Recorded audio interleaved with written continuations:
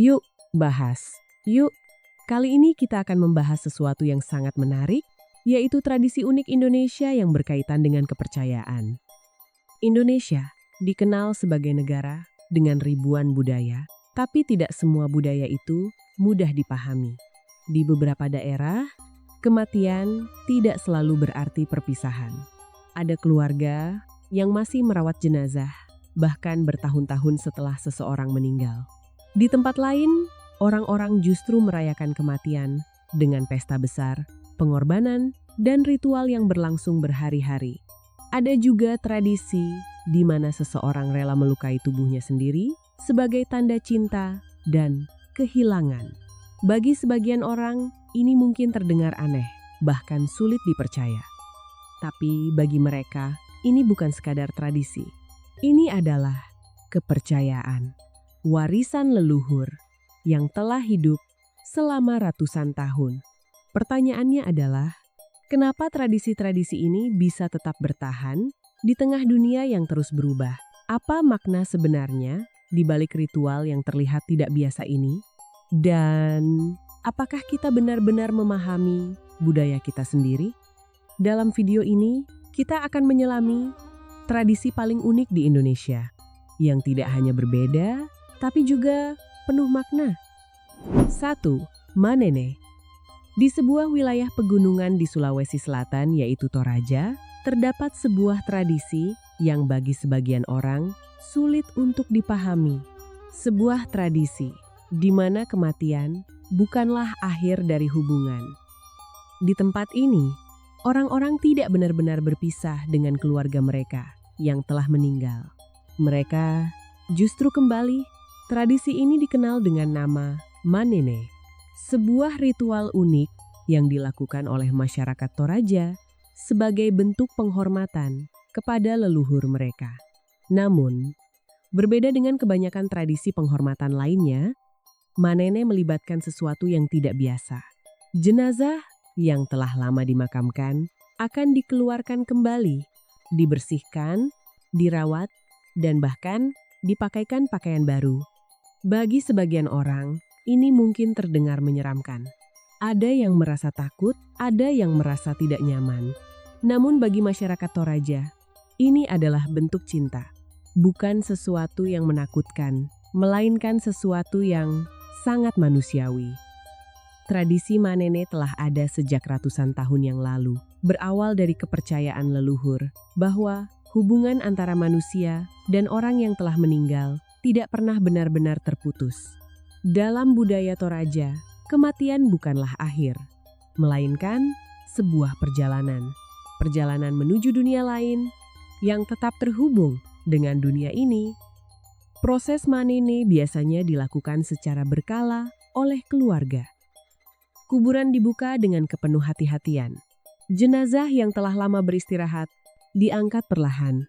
Tidak ada rasa takut, tidak ada teriakan. Yang ada hanyalah keheningan dan rasa hormat. Setelah itu, jenazah dibersihkan dari debu dan kotoran, dipakaikan pakaian baru. Kadang bahkan diajak berfoto bersama keluarga, seolah-olah mereka masih hidup. Namun, di balik semua itu, ada makna yang jauh lebih dalam. Manene bukan sekadar ritual. Ini adalah simbol bahwa cinta tidak berakhir karena kematian. Bahwa keluarga tetaplah keluarga, bahkan setelah seseorang tiada. Bagi mereka, merawat jenazah bukanlah hal yang aneh, melainkan bentuk tanggung jawab. Bentuk kasih sayang yang tidak mengenal batas waktu. Di dunia modern, kematian seringkali menjadi sesuatu yang dijauhkan. Orang pergi dan perlahan dilupakan. Namun di Toraja, kenangan justru dijaga. Hubungan justru dipertahankan. Banyak orang dari luar yang datang hanya untuk melihat tradisi ini. Ada yang kagum, ada yang bingung, dan tidak sedikit yang merasa tidak nyaman. Namun, pemahaman tidak selalu datang dari apa yang kita lihat, tapi dari bagaimana kita mencoba mengerti. Manene mengajarkan satu hal, bahwa kematian bukanlah akhir dari segalanya, bahwa cinta tidak berhenti hanya karena seseorang telah pergi, dan mungkin yang paling penting adalah Bagaimana kita menghargai mereka selagi masih ada. 2. Debus. Di sebuah sudut Indonesia, ada pertunjukan yang membuat banyak orang menahan napas. Sebuah pertunjukan di mana tubuh manusia seolah-olah tidak bisa dilukai. Besi tajam menusuk kulit, api membakar tubuh, namun tidak ada luka. Bagi sebagian orang, ini terlihat seperti trik. Bagi yang lain, ini adalah sesuatu yang mustahil. Namun bagi masyarakat tertentu di Indonesia, ini adalah kepercayaan. Tradisi ini dikenal dengan nama debus. Debus berasal dari Banten dan telah menjadi bagian dari budaya masyarakat selama ratusan tahun. Lebih dari sekadar pertunjukan, debus adalah perpaduan antara seni bela diri, spiritualitas, dan keyakinan yang mendalam. Dalam pertunjukan debus, para pemain melakukan hal-hal yang sulit dipercaya. Menusuk tubuh dengan besi tajam, mengiris kulit dengan golok, bahkan berjalan di atas api. Namun, yang membuatnya berbeda adalah mereka tidak terluka. Bagi penonton pertama kali, ini adalah pengalaman yang mengejutkan. Ada yang terpukau, ada yang takut, dan tidak sedikit yang bertanya-tanya, bagaimana ini bisa terjadi? Sejarah debus tidak bisa dipisahkan dari perkembangan Islam di Banten. Pada masa lalu, tradisi ini digunakan sebagai media dakwah. Para ulama mengajarkan kekuatan iman melalui simbol-simbol kekebalan tubuh. Debus menjadi cara untuk menunjukkan bahwa kekuatan sejati bukan berasal dari fisik, melainkan dari keyakinan. Menjadi pemain debus bukan hal yang mudah. Dibutuhkan latihan fisik, ketahanan mental, dan kedisiplinan tinggi. Namun yang paling penting adalah kekuatan iman. Di era modern, banyak orang mencoba menjelaskan debus secara logika. Ada yang menyebutnya sebagai trik, ilusi, atau teknik tertentu. Namun, tidak semua hal bisa dijelaskan dengan mudah. Seiring waktu, debus mulai berubah. Dari yang awalnya sakral, menjadi juga sebuah pertunjukan hiburan. Namun, di beberapa tempat, nilai spiritualnya masih dijaga. Debus bukan hanya tentang kekebalan tubuh. Ini adalah simbol tentang keyakinan, tentang keberanian, dan tentang batas manusia, bahwa ketika seseorang benar-benar percaya, ia bisa melampaui apa yang dianggap mustahil. Bagi penonton, debus mungkin hanyalah tontonan. Namun bagi pelakunya, ini adalah perjalanan spiritual. Debus mengajarkan satu hal, bahwa kekuatan manusia tidak selalu terlihat. Bahwa apa yang tampak mustahil bisa menjadi nyata ketika keyakinan menjadi dasar. Dan mungkin yang paling menarik bukanlah bagaimana mereka tidak terluka, tetapi apa yang sebenarnya mereka percayai. 3. Bau nyale. Di sebuah pantai di Lombok, saat langit masih gelap dan matahari belum terbit, ribuan orang sudah berkumpul. Mereka datang dari berbagai daerah dengan satu tujuan yang sama, menunggu sesuatu yang hanya muncul sekali dalam setahun. Namun yang mereka tunggu bukanlah perayaan biasa, bukan festival modern, bukan pula pertunjukan. Mereka datang untuk mencari makhluk kecil di laut, makhluk yang oleh masyarakat setempat disebut nyale. Tradisi ini dikenal dengan nama bau nyale, sebuah ritual tahunan yang dilakukan oleh masyarakat Lombok, terutama suku Sasak. Bau berarti menangkap, dan nyale adalah cacing laut yang muncul di waktu tertentu. Malam itu, pantai berubah menjadi lautan manusia. Lampu-lampu kecil terlihat di mana-mana. Suara ombak bercampur dengan percakapan, dan udara terasa penuh harapan.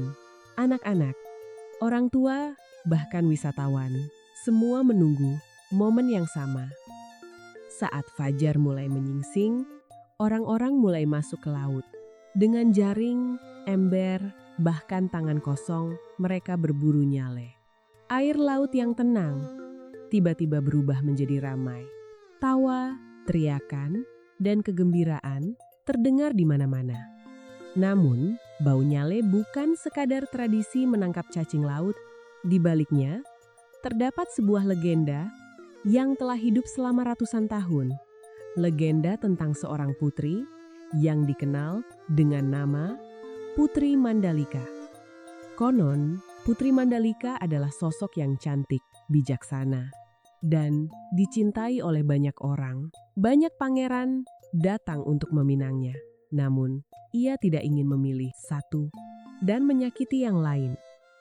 Dalam dilema itu, ia membuat keputusan yang mengubah segalanya. Ia berjalan menuju laut dan mengorbankan dirinya. Sejak saat itu, masyarakat percaya bahwa Putri Mandalika tidak benar-benar hilang. Ia kembali dalam bentuk nyale, makhluk kecil yang muncul setiap tahun sebagai simbol pengorbanan dan cinta. Bagi masyarakat Lombok, bau nyale bukan sekedar tradisi. Ini adalah pengingat tentang nilai pengorbanan, tentang keputusan sulit yang diambil demi kebaikan bersama, dan tentang hubungan manusia dengan alam dan legenda yang mereka percayai. Nyale juga dipercaya membawa keberuntungan. Sebagian orang menggunakannya sebagai makanan, sebagian lagi menyimpannya sebagai simbol keberkahan. Ada juga yang percaya bahwa hasil tangkapan nyale dapat memprediksi hasil panen di tahun itu. Di era modern, tradisi ini mulai dikenal luas. Wisatawan datang, kamera merekam, dan bau nyale menjadi festival besar. Namun di balik semua itu, masih ada makna yang tidak berubah. Bau nyale mengajarkan kita satu hal, bahwa tidak semua tradisi harus dipahami dengan logika. Beberapa di antaranya harus dirasakan sebagai bagian dari cerita yang menghubungkan manusia dengan masa lalu mereka. Dan mungkin yang paling penting adalah bagaimana sebuah pengorbanan bisa hidup selamanya dalam kepercayaan. 4. Tiwah. Di pedalaman Kalimantan, di antara hutan yang lebat dan sungai yang mengalir tenang, hidup sebuah tradisi yang tidak hanya tentang kematian, tetapi tentang perjalanan jiwa.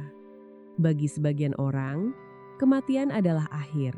Namun bagi masyarakat Dayak, kematian hanyalah awal dari perjalanan yang lebih panjang. Perjalanan menuju dunia roh. Tradisi ini dikenal dengan nama Tiwah. Sebuah ritual sakral yang dilakukan untuk mengantarkan roh menuju alam keabadian. Namun, berbeda dengan upacara kematian pada umumnya, tiwah tidak dilakukan setelah seseorang meninggal, melainkan bisa bertahun-tahun kemudian. Dalam kepercayaan masyarakat Dayak, roh seseorang tidak langsung mencapai tujuan akhirnya setelah kematian. Mereka percaya roh tersebut masih berada di sekitar dunia manusia, menunggu sebuah ritual yang akan membimbingnya. Selama menunggu tiwah, jenazah biasanya telah dikuburkan terlebih dahulu. Namun, perjalanan belum selesai. Keluarga akan menunggu hingga mereka siap secara ekonomi dan spiritual. Tiwah bukan ritual kecil. Ini adalah acara besar yang melibatkan seluruh komunitas. Persiapan bisa berlangsung lama dengan berbagai perlengkapan, hewan kurban, dan ritual adat. Saat tiwah dimulai, suasana berubah. Doa-doa dipanjatkan, tarian adat dilakukan, dan berbagai simbol dihadirkan. Salah satu bagian penting adalah pengambilan tulang belulang dari tempat pemakaman, kemudian dipindahkan ke tempat khusus.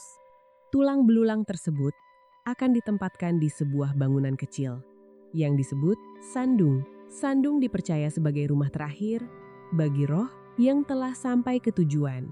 Bagi masyarakat Dayak, tiwah bukan sekadar ritual. Ini adalah bentuk tanggung jawab untuk memastikan bahwa roh tidak tersesat, bahwa mereka dapat mencapai dunia roh dengan tenang. Tiwah bukan hanya urusan keluarga, seluruh komunitas ikut terlibat. Mereka membantu, berpartisipasi, dan menjaga tradisi. Ini adalah momen di mana kebersamaan menjadi sangat terasa. Di dunia modern, kematian seringkali menjadi sesuatu yang cepat dan sederhana. Namun dalam Tiwah, kematian diberi waktu, diberi makna, dan diberi perhatian. Tradisi ini mengajarkan bahwa menghormati leluhur bukan hanya tentang mengingat, tetapi juga bertindak. Tiwah mengajarkan kita satu hal, bahwa kehidupan dan kematian tidak pernah benar-benar terpisah. Bahwa setiap akhir adalah bagian dari perjalanan, dan bahwa mengantar seseorang ke peristirahatan terakhir adalah bentuk cinta yang tidak terlihat, tapi sangat nyata.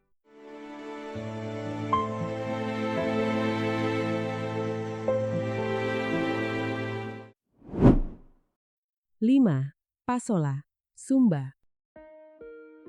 Di sebuah pulau di Indonesia Timur, di tengah padang savana yang luas dan langit yang terbentang tanpa batas, ada sebuah tradisi yang sekilas terlihat seperti perang. Dua kelompok pria berhadapan di atas kuda dengan tombak di tangan mereka. Mereka saling menyerang, melempar tombak dengan kecepatan tinggi. Tidak ada pelindung modern, tidak ada aturan seperti olahraga biasa, dan darah bukan hal yang dihindari. Justru dianggap perlu. Tradisi ini dikenal dengan nama Pasola, sebuah ritual adat yang dilakukan oleh masyarakat Sumba bukan untuk perang, melainkan untuk keseimbangan. Bagi orang luar, Pasola mungkin terlihat seperti kekerasan, namun bagi masyarakat Sumba, ini adalah bagian dari kepercayaan. Mereka percaya bahwa darah yang jatuh ke tanah akan membawa kesuburan, akan memastikan hasil panen yang baik. Pasola tidak bisa dilakukan sembarangan waktu. Tradisi ini terkait erat dengan munculnya fenomena alam tertentu, seperti kemunculan makhluk laut yang menjadi pertanda. Saat tanda itu muncul, Pasola bisa dimulai. Para peserta Pasola bukan orang biasa. Mereka adalah pria-pria terlatih yang telah terbiasa menunggang kuda dan memahami tradisi ini sejak kecil. Sebelum bertanding, mereka mempersiapkan diri, baik secara fisik maupun spiritual. Kuda menjadi bagian penting dalam Pasola. Kuda-kuda Sumba dikenal kuat, cepat, dan tangguh. Tanpa kuda, Pasola tidak akan pernah ada. Saat Pasola dimulai, dua kelompok saling berhadapan. Teriakan terdengar, kuda mulai berlari, dan tombak dilemparkan. Dalam hitungan detik, situasi berubah menjadi kacau, namun teratur dalam cara mereka sendiri. Pasola bukan permainan, cedera adalah hal yang biasa. Bahkan, kematian pernah terjadi. Namun, tradisi ini tetap dijalankan. Sebelum dan sesudah Pasola, berbagai ritual dilakukan, doa dipanjatkan, dan para tetua adat memimpin jalannya upacara. Ini bukan sekadar fisik, ini adalah spiritual. Ribuan orang datang untuk menyaksikan. Sorak-sorai, teriakan, dan ketegangan memenuhi udara. Namun di balik semua itu ada makna yang tidak terlihat. Di dunia modern, kekerasan dihindari. Namun di sini, kekerasan memiliki makna, bukan untuk menghancurkan, tetapi untuk menjaga keseimbangan. Pasola mengajarkan kita satu hal, bahwa tidak semua yang terlihat keras adalah tentang kebencian. Kadang, itu adalah bentuk kepercayaan yang telah hidup selama ratusan tahun. 6. Perang Topat.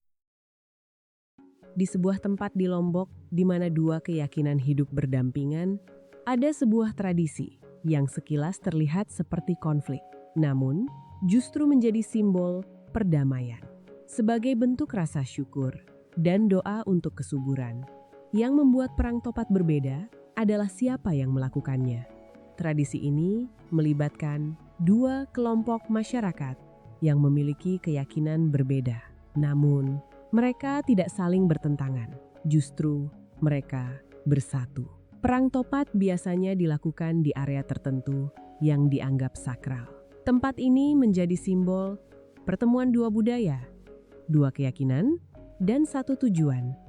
Sebelum perang dimulai, berbagai ritual dilakukan, doa dipanjatkan, dan masyarakat berkumpul dengan penuh harapan. Ketupat yang telah disiapkan menjadi senjata utama. Saat momen tiba, ketupat mulai dilemparkan dari satu kelompok ke kelompok lain dalam suasana yang penuh tawa. Tidak ada kemarahan, tidak ada kebencian, yang ada hanyalah kegembiraan. Bagi orang luar, ini mungkin terlihat seperti permainan. Namun bagi masyarakat setempat, perang topat memiliki makna yang dalam. Ini adalah simbol persatuan, toleransi, dan keharmonisan. Ketupat bukan sekadar makanan. Dalam tradisi ini, ketupat melambangkan kemakmuran dan keberkahan. Ketupat yang dilemparkan akan dikumpulkan kembali dan digunakan sebagai pupuk. Masyarakat percaya bahwa ritual ini akan membawa kesuburan, bahwa tanah akan menjadi subur dan hasil panen akan melimpah. Di dunia luar, perbedaan seringkali menjadi sumber konflik. Namun di sini, perbedaan justru menjadi kekuatan. Seiring waktu, perang topat mulai dikenal luas. Wisatawan datang, dan tradisi ini menjadi bagian dari identitas daerah. Namun, makna aslinya tetap dijaga. Perang topat mengajarkan kita satu hal, bahwa tidak semua perang berarti permusuhan. Kadang, itu adalah cara untuk merayakan kebersamaan. Dan bahwa perbedaan tidak harus memisahkan, justru bisa menyatukan. 7. Iki Palin.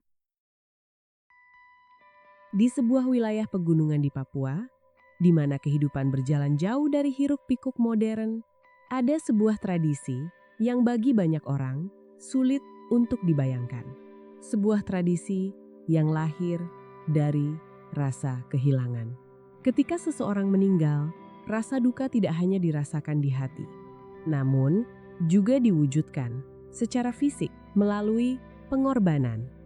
Tradisi ini dikenal dengan nama Iki Palin, sebuah ritual duka yang dilakukan oleh sebagian masyarakat di Papua sebagai bentuk ekspresi kehilangan.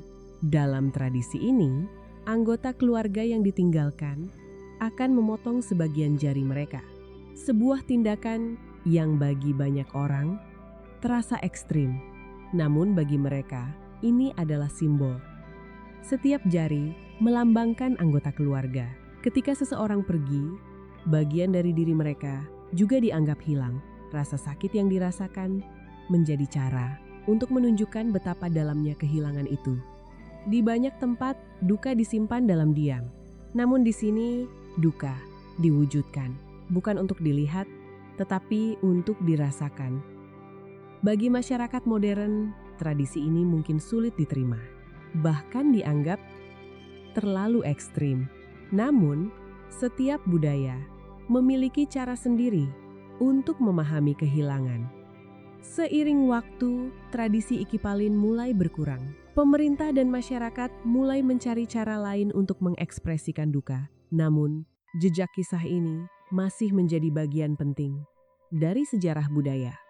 Untuk memahami Iki Palin, kita tidak bisa melihatnya hanya dari sudut pandang kita sendiri. Kita harus mencoba memahami dari dalam. Pada akhirnya, Iki Palin bukan tentang rasa sakit. Ini adalah tentang cinta. Tentang bagaimana manusia berusaha menghadapi kehilangan dengan cara yang mereka yakini. Iki Palin mengajarkan kita satu hal, bahwa rasa duka tidak selalu bisa dijelaskan dengan kata-kata. Kadang, itu harus dirasakan, bahkan melalui pengorbanan. Dan bahwa cinta seringkali datang bersama rasa sakit.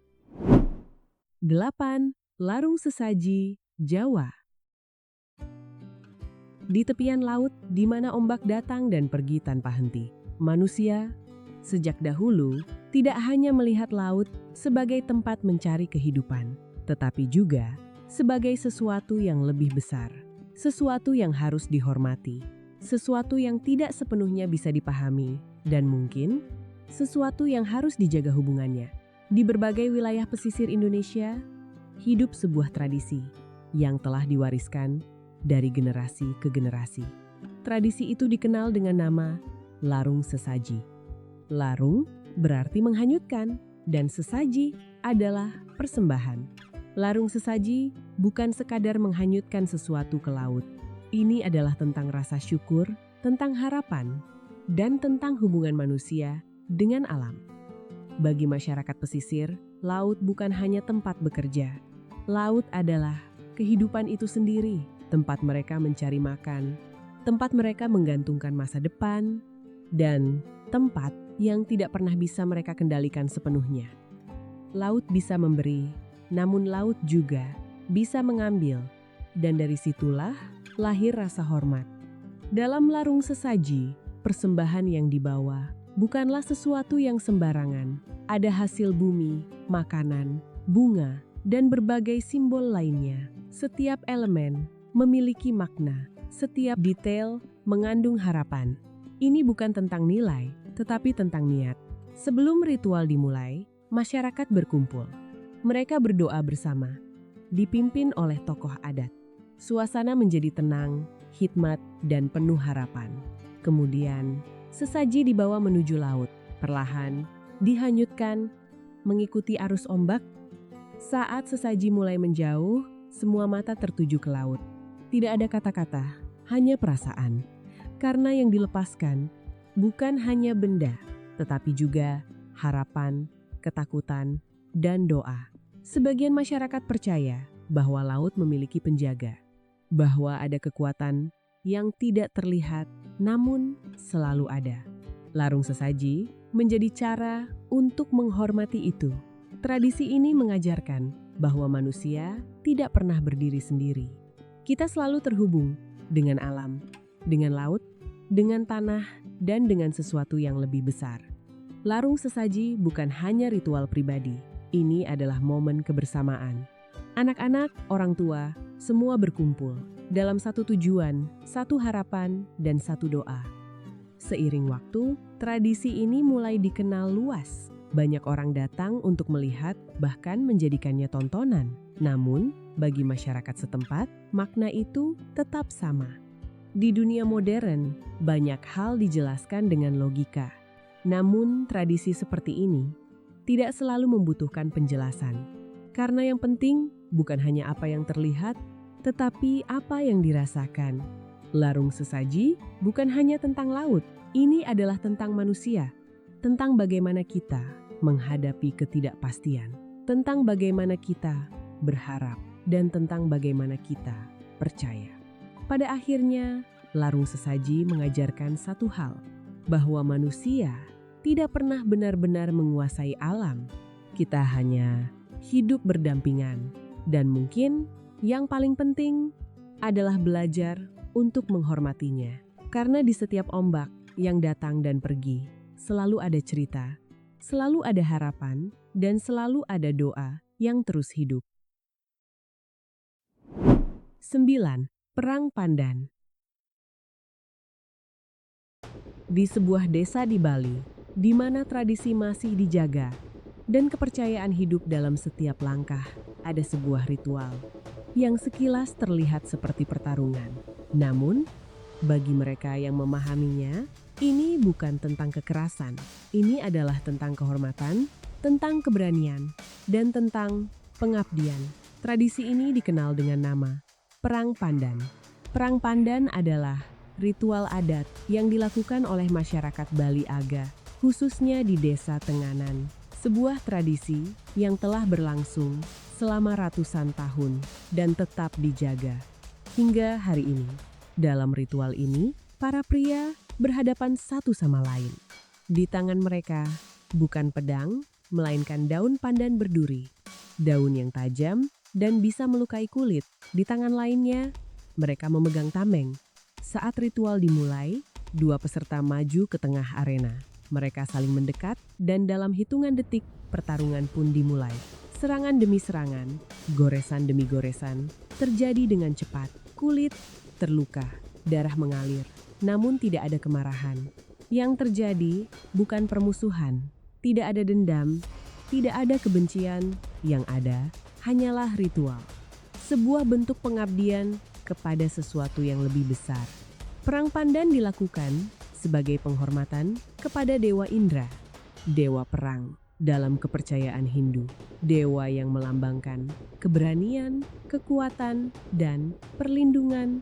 Dalam ritual ini, darah bukan sesuatu yang dihindari, justru memiliki makna sebagai simbol pengorbanan dan ketulusan.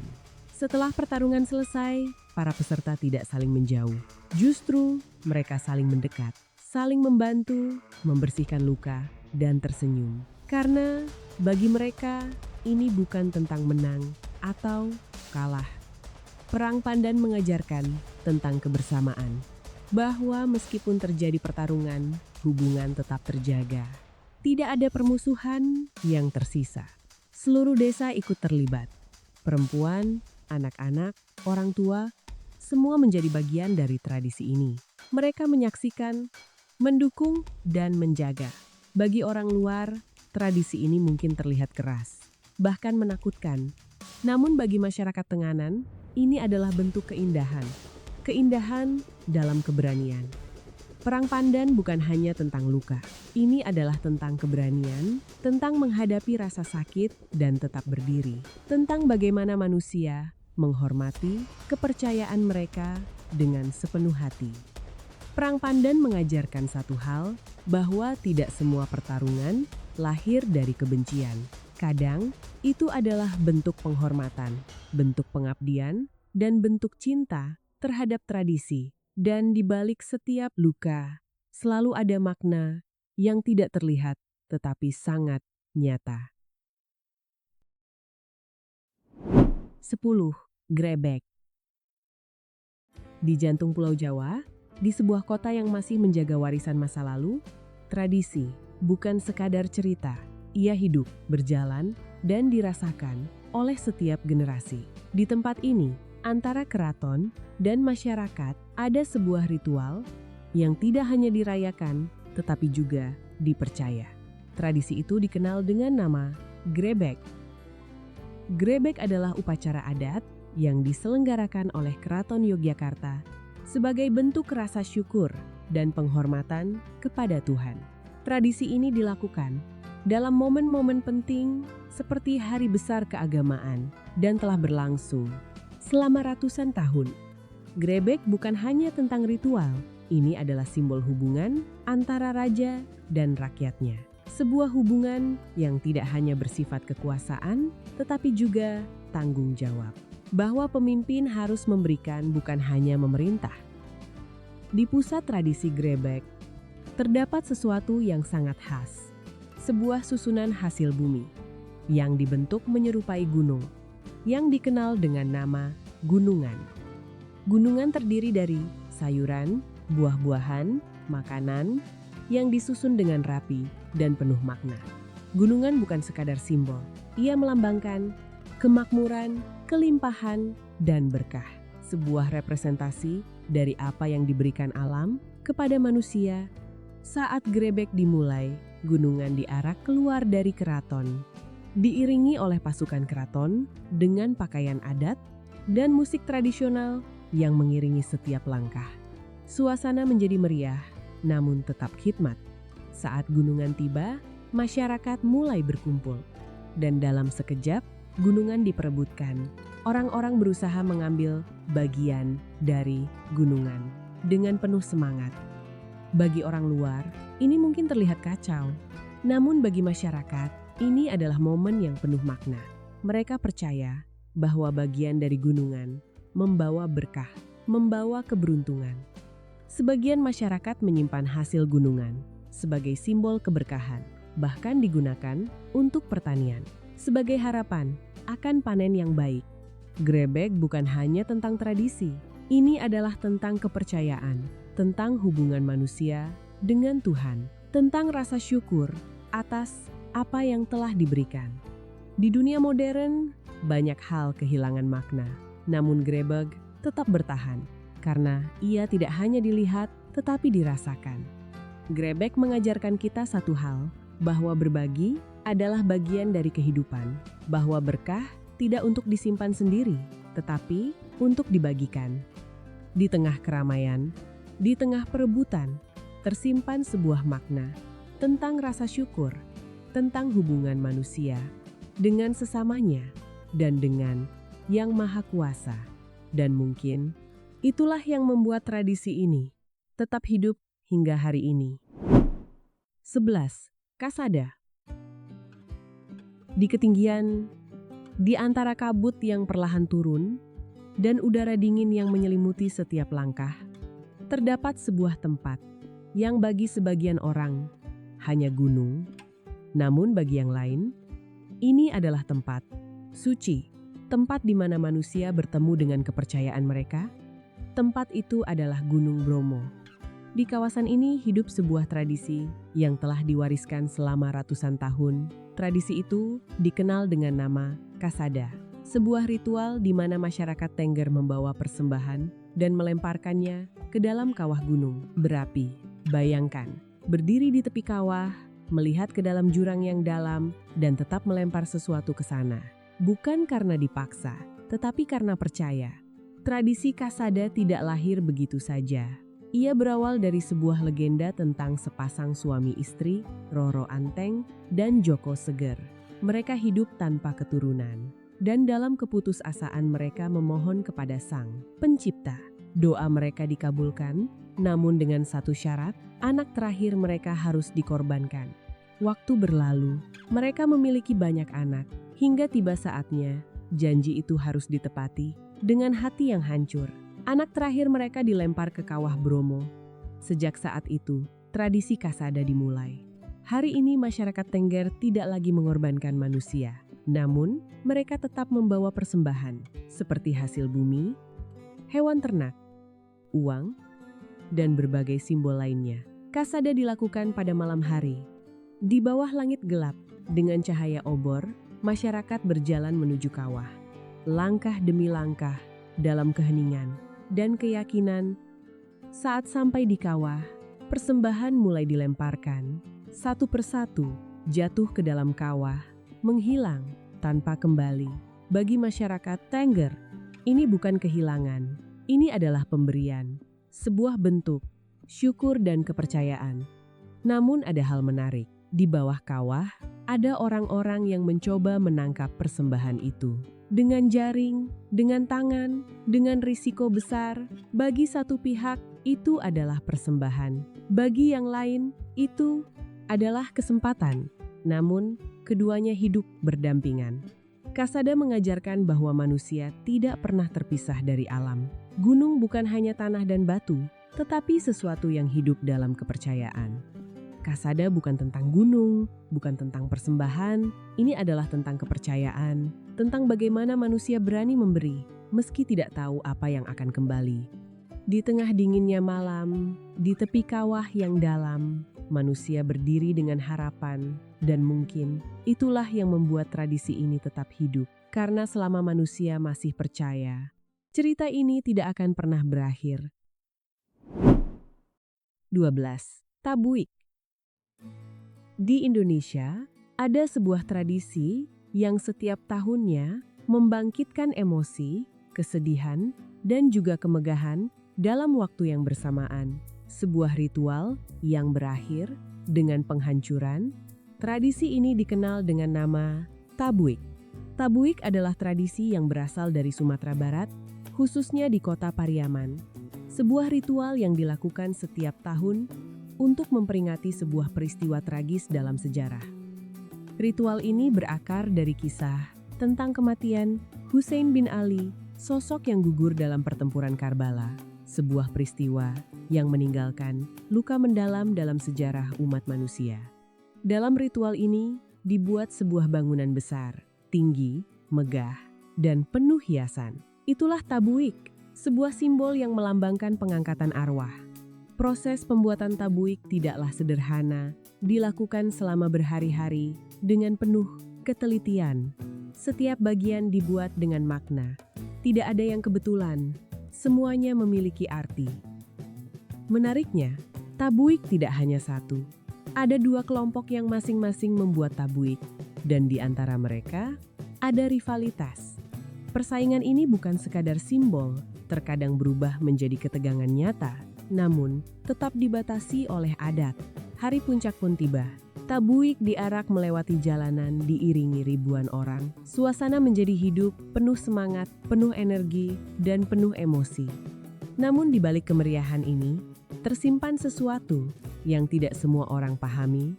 Ada kepercayaan bahwa ritual ini mengandung kekuatan spiritual. Dan akhirnya, momen itu tiba. Tabuik dibawa ke laut, semakin dekat hingga akhirnya dihancurkan. Mengapa dihancurkan? Karena itulah inti dari ritual ini, bahwa segala sesuatu yang datang akan kembali. Orang tertawa, namun juga menangis, merayakan, namun juga mengenang. Sebuah kontradiksi yang menjadi satu. Apakah ini hanya tradisi atau sesuatu yang lebih? Apakah ini sekadar budaya atau bentuk kepercayaan yang masih hidup? Pada akhirnya, tabuik bukan hanya tentang apa yang terlihat, tetapi tentang apa yang dirasakan, tentang kehilangan, tentang penghormatan, dan tentang bagaimana manusia mengingat, karena selama manusia masih mengingat, tradisi ini tidak akan pernah hilang. 13. Serentahun. Di sebuah wilayah di Jawa Barat, di antara hamparan sawah yang luas dan udara yang masih menyimpan kesejukan alam, terdapat sebuah tradisi yang tidak hanya tentang panen, tetapi tentang hubungan manusia dengan alam, dengan leluhur, dan dengan kepercayaan yang telah diwariskan turun-temurun. Tradisi itu dikenal dengan nama Serentahun. Bagi sebagian orang, ini mungkin hanya sebuah perayaan, sebuah pesta rakyat dengan musik, tarian, dan keramaian. Namun bagi masyarakat adat, Serentahun adalah sesuatu yang jauh lebih dalam. Sebuah bentuk rasa syukur, sebuah siklus kehidupan, dan sebuah pengingat bahwa manusia tidak pernah benar-benar berdiri sendiri. Serentahun berasal dari kata seren yang berarti menyerahkan, dan tahun yang berarti tahun, sebuah simbol penyerahan hasil panen dari satu tahun kepada Yang Maha Kuasa dan kepada leluhur sebagai bentuk rasa syukur sekaligus harapan untuk tahun berikutnya. Dalam tradisi ini, padi bukan sekadar makanan, tetapi dianggap sebagai sesuatu yang hidup, sesuatu yang memiliki roh, sesuatu yang harus dihormati dan dijaga. Masyarakat yang menjalankan Serentahun hidup dengan satu prinsip sederhana bahwa alam bukan untuk ditaklukkan, tetapi untuk dijaga. Mereka percaya bahwa jika alam dirawat, maka alam akan memberi. Namun, jika dirusak, maka keseimbangan akan hilang. Serentahun menjadi pengingat bahwa manusia hanyalah bagian kecil dari sistem yang jauh lebih besar. Prosesi Serentahun tidak terjadi dalam satu hari, tetapi melalui rangkaian panjang ritual yang dimulai jauh sebelum hari puncak. Masyarakat mulai mempersiapkan hasil panen, membersihkan tempat, dan mengumpulkan padi yang nantinya akan diserahkan secara simbolis. Salah satu bagian paling menarik adalah arak-arakan padi, di mana hasil panen dibawa bersama-sama dalam sebuah prosesi yang meriah. Padi diangkat, dijaga, dan diperlakukan dengan penuh hormat seolah-olah membawa sesuatu yang sangat berharga. Padi yang telah dikumpulkan kemudian disimpan di dalam lewit, sebuah lumbung tradisional yang bukan hanya tempat penyimpanan, tetapi juga simbol ketahanan dan keberlanjutan. Lewit menjadi lambang bahwa masyarakat tidak hanya berpikir tentang hari ini, tetapi juga masa depan. Dalam Serentahun, doa menjadi bagian yang sangat penting. Dipimpin oleh tokoh adat, masyarakat berkumpul dalam keheningan dan kehusyukan. Mereka berdoa, bukan hanya untuk hasil panen, tetapi untuk keseimbangan, untuk kesehatan, dan untuk kehidupan yang lebih baik. Namun, Serentahun bukan hanya ritual, tetapi juga perayaan budaya. Berbagai kesenian ditampilkan, mulai dari musik tradisional, tarian, hingga pertunjukan rakyat. Semua ini menjadi bagian dari identitas yang terus dijaga agar tidak hilang. Serentahun juga memperlihatkan satu hal yang penting, kebersamaan. Tidak ada yang bekerja sendiri. Semua saling membantu, saling mendukung, dan saling berbagi. Di era modern, banyak hal berubah, teknologi berkembang, gaya hidup berubah, namun Serentahun tetap bertahan. Ia beradaptasi tanpa kehilangan maknanya. Namun mempertahankan tradisi bukan hal yang mudah. Ada tantangan, ada tekanan, dan ada perubahan yang tidak bisa dihindari. Pertanyaannya, apakah tradisi ini akan tetap bertahan? Serentahun bukan tentang panen, bukan tentang ritual, tetapi tentang hubungan. Hubungan antara manusia, alam, dan kepercayaan. Di tengah dunia yang terus berubah, Serentahun tetap berdiri sebagai pengingat bahwa ada hal-hal yang tidak boleh dilupakan. Karena selama manusia masih menghargai alam, masih mengingat asalnya, dan masih percaya, tradisi seperti ini akan terus hidup. 14. Karapan sapi. Di Indonesia, di sebuah pulau yang dikenal dengan panasnya matahari, kerasnya kehidupan, dan kuatnya tradisi, terdapat sebuah perlombaan yang bukan sekadar adu cepat, tetapi tentang harga diri, kehormatan, dan kebanggaan. Tradisi itu dikenal dengan nama karapan sapi. Di Pulau Madura, sapi bukan hanya hewan ternak, bukan hanya alat bantu, tetapi bagian dari kehidupan, bagian dari identitas, dan bagi sebagian orang, sapi adalah segalanya. Karapan sapi adalah perlombaan balap sapi, di mana sepasang sapi berlari sekencang mungkin di lintasan tanah sepanjang ratusan meter, dengan seorang joki berdiri di atas papan kayu kecil yang mengendalikan arah dan kecepatan. Semuanya terjadi dalam hitungan detik, cepat, intens, dan penuh tekanan. Namun, karapan sapi bukan hanya soal siapa yang paling cepat, ini adalah tentang persiapan, latihan, dan dedikasi yang panjang, tentang bagaimana sapi dipelihara, dirawat, dan dilatih dengan penuh perhatian. Sejak masih kecil, sapi-sapi ini sudah dipilih, bukan sembarang sapi, tetapi sapi terbaik. Dengan fisik kuat, lari cepat, dan stamina tinggi. Mereka diberi makanan khusus, dirawat dengan cara khusus, bahkan dipijat, dimandikan, dan dijaga seperti atlet profesional. Setiap hari, latihan dilakukan, sapi dilatih berlari, dilatih merespons perintah, dan dilatih untuk tetap fokus di tengah suara ramai dan tekanan perlombaan. Bagi pemiliknya, ini bukan sekadar investasi, tetapi kebanggaan. Jika sapi mereka menang, maka nama mereka akan dikenal, dihormati, dan diingat. Hari perlombaan pun tiba. Lapangan mulai dipenuhi orang. Suara musik, teriakan, dan semangat memenuhi udara. Suasana menjadi panas, bukan hanya karena matahari, tetapi karena antusiasme. Sapi-sapi dihias dengan ornamen warna-warni, lonceng kecil, dan berbagai hiasan tradisional. Mereka tampak indah. Namun di balik itu, ada kekuatan dan kecepatan yang siap dilepaskan. Joki bersiap, berdiri di atas papan kayu kecil, memegang kendali dengan fokus penuh. Satu kesalahan kecil bisa berakibat fatal.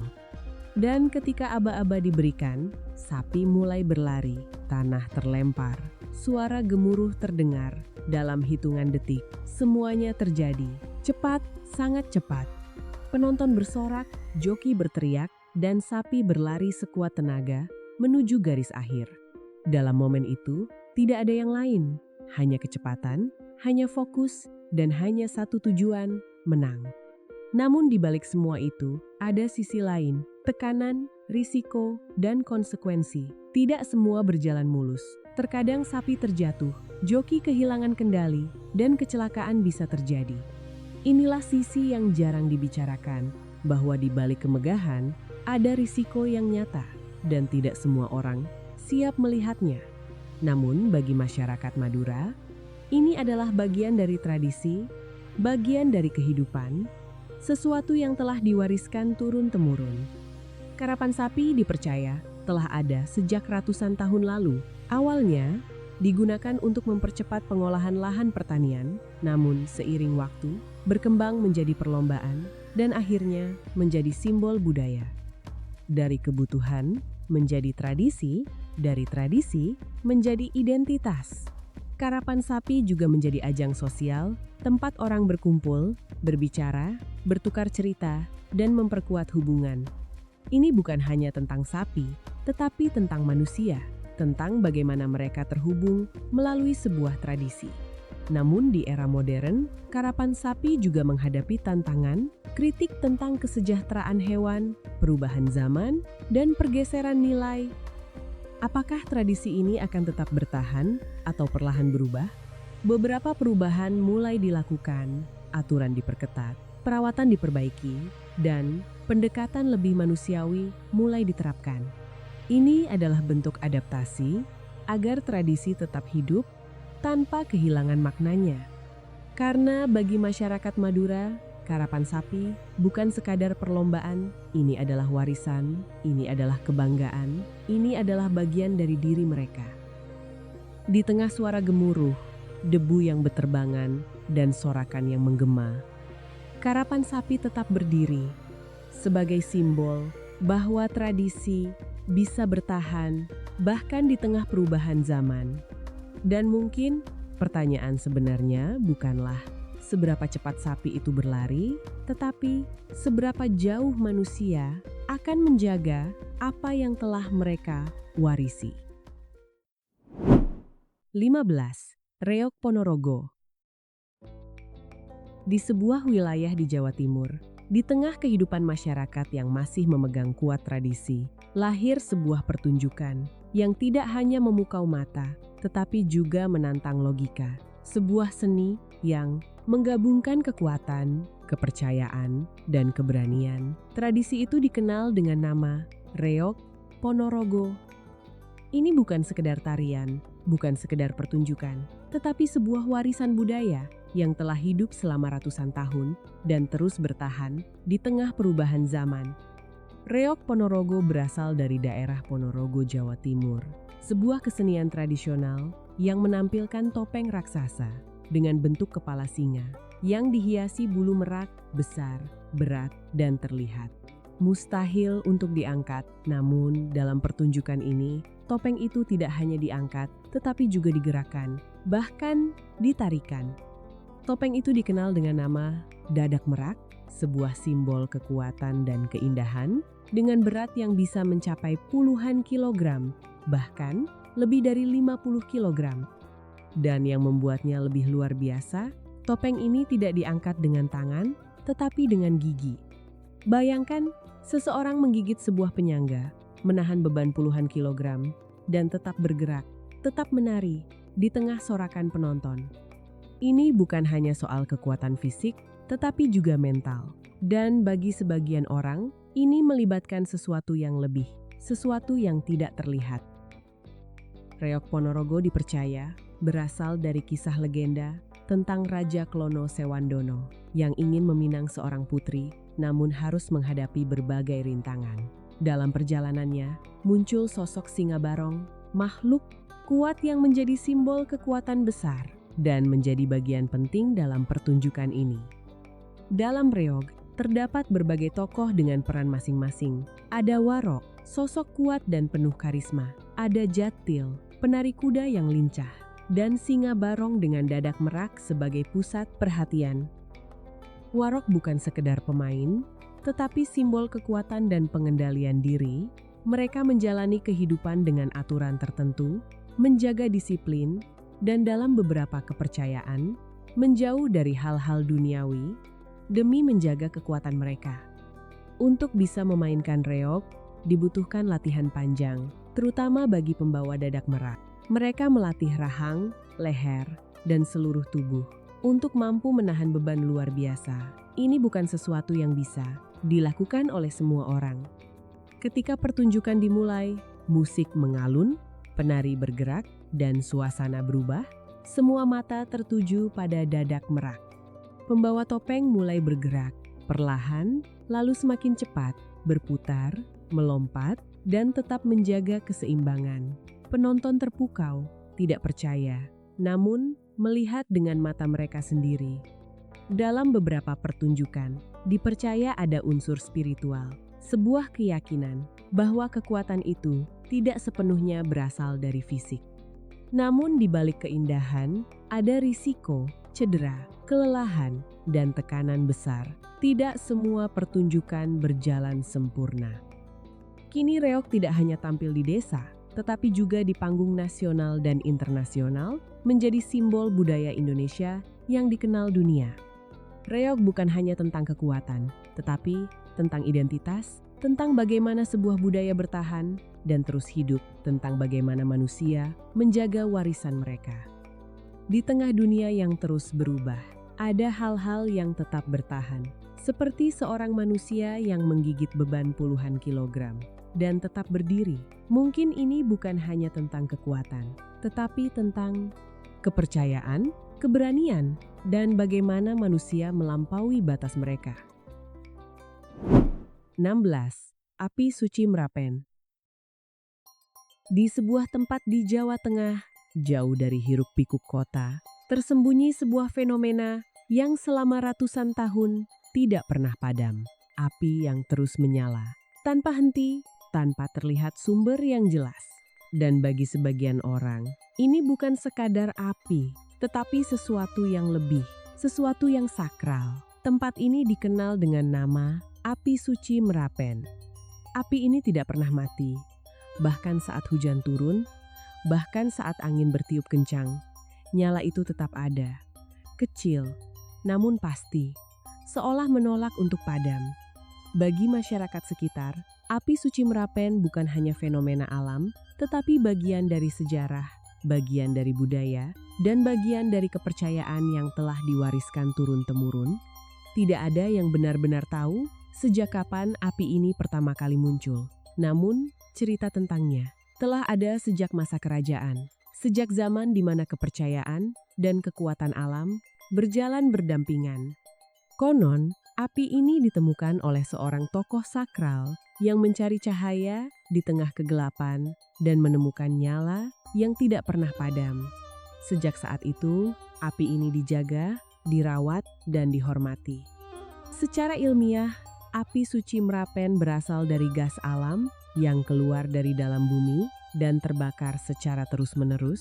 Namun, penjelasan itu tidak sepenuhnya menjawab mengapa api ini tetap menyala selama ratusan tahun. Disinilah batas antara ilmu pengetahuan dan kepercayaan mulai terasa. Bagi masyarakat, tempat ini bukan sekadar lokasi, tetapi ruang sakral. Orang datang bukan hanya untuk melihat, tetapi untuk merasakan. Ada yang berdoa, ada yang meminta, dan ada yang hanya diam, menikmati keheningan. Api Suci Merapen sering digunakan dalam berbagai upacara besar, baik keagamaan maupun nasional. Api ini diambil, dipindahkan, dan digunakan sebagai simbol kemurnian dan keberlanjutan. Api, dalam banyak budaya, adalah simbol kehidupan. Ia memberi cahaya, memberi kehangatan, dan juga bisa menghancurkan. Di Merapen, api menjadi simbol keseimbangan. Ada orang-orang yang bertugas menjaga api ini. Mereka memastikan api tetap menyala, tetap bersih, dan tetap dihormati. Banyak yang bertanya, apakah ini benar-benar hanya fenomena alam? Atau ada sesuatu yang lain? Sesuatu yang tidak terlihat. Seiring waktu, dunia berubah, teknologi berkembang, dan cara pandang manusia ikut berubah. Namun, api suci Merapen tetap sama. Namun dalam sejarahnya, api ini pernah padam. Sebuah kejadian yang mengejutkan banyak orang dan menimbulkan pertanyaan, apakah sesuatu telah berubah? Setelah padam, berbagai usaha dilakukan untuk menyalakannya kembali, dan ketika api itu kembali menyala, banyak yang melihatnya sebagai tanda. Pada akhirnya, api suci Merapen bukan hanya tentang api, ini tentang bagaimana manusia memberi makna pada sesuatu yang mereka lihat, tentang bagaimana mereka percaya, dan bagaimana mereka menjaga. Di tengah dunia yang terus berubah, ada hal-hal yang tetap bertahan, seperti api kecil yang terus menyala. Mengingatkan kita bahwa tidak semua hal harus dipahami untuk bisa dipercaya, dan mungkin api suci Merapen bukan sekadar nyala, tetapi sebuah pesan bahwa sesuatu yang kecil bisa bertahan selama manusia masih menjaganya. Dari Toraja hingga Papua, dari Laut Lombok hingga padang luas Sumba, Indonesia bukan hanya tentang tempat, tetapi tentang cerita. Cerita tentang manusia, tentang kepercayaan, dan tentang cara kita memahami kehidupan. Beberapa tradisi mungkin terlihat aneh, bahkan sulit dipahami. Namun di balik itu semua, tersimpan makna yang dalam. Tentang cinta yang tidak berakhir meski kematian datang, tentang pengorbanan yang dilakukan demi kebaikan bersama, dan tentang keyakinan yang terus hidup meski zaman berubah. Di dunia yang semakin modern, banyak hal perlahan hilang. Namun tradisi-tradisi ini masih bertahan. Bukan karena dipaksa, tetapi karena dijaga. Dijaga oleh mereka yang percaya bahwa warisan ini adalah bagian dari jati diri mereka. Dan mungkin pertanyaan sebenarnya bukanlah apakah kita memahami tradisi ini, tetapi apakah kita sudah cukup menghargainya? Karena pada akhirnya budaya bukan hanya tentang masa lalu, tetapi tentang siapa kita hari ini dan siapa kita di masa depan. Indonesia bukan hanya kaya, Indonesia adalah cerita yang terus hidup.